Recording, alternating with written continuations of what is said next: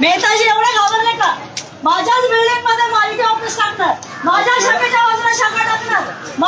जो माणूस 2012च्या नंतर बिळातून बाहेर नाही आला तो आज माझ्या बाजूला शाखा टाकून तिथे येतोय. कुठे गेले 9 वर्ष हे नगरसेवक? कुठे होते? कुठल्या बिळात होते? आमचा एवढा प्रॉब्लेम सॉल्व्ह करायला फक्त रेश्मा तपास एकटी बाहेर उभी आहे.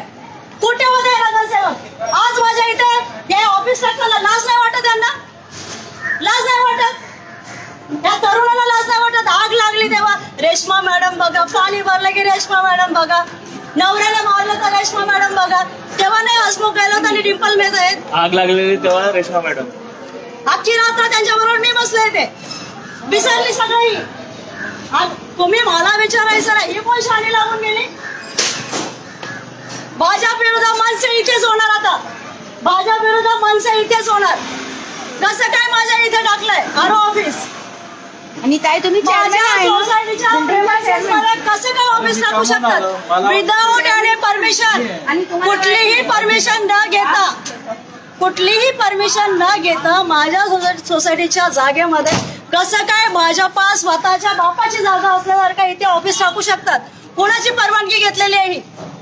कोणाची परवानगी घेतलेली आहे? मला पाहिजे ती परवानगी कोणाची आहे? लेटर पाहिजे मला इथे बघायला. आणि इकडे काम चालू करतात. एवढे पैसे लागतात त्यांच्याकडे भाडं द्यायला.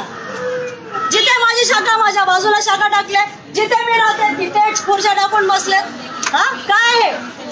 भाजपवाले घाबरलेले आहेत.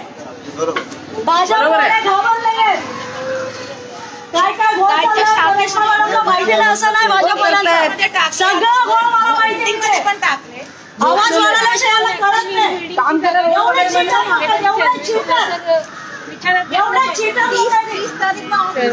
अचानक तिकडे आता हे मिलेगा की नाही मिलेगा? काम केलं असतं. आणि त्यांना माहिती आहे की हे होतंय.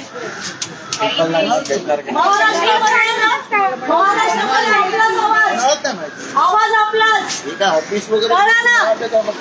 इथे आवाज आपलाच.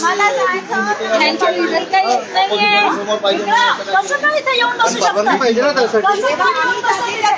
परवानगी कसं पाहिजे काय ना. येऊन बसले इथे?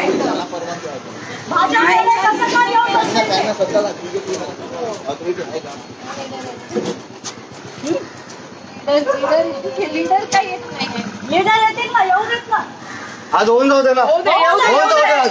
होऊन जाऊ. त्यांची उमेदवारी रद्द करू ना. होऊन जाऊ दे आज. सगळ्यांना आम्ही आहोत ना. सत्ता आहे ना तुमची तारीख. आम्ही पण इतक्या वर्ष राजकारणामध्ये काय भाज्या तळल्यात का आम्ही?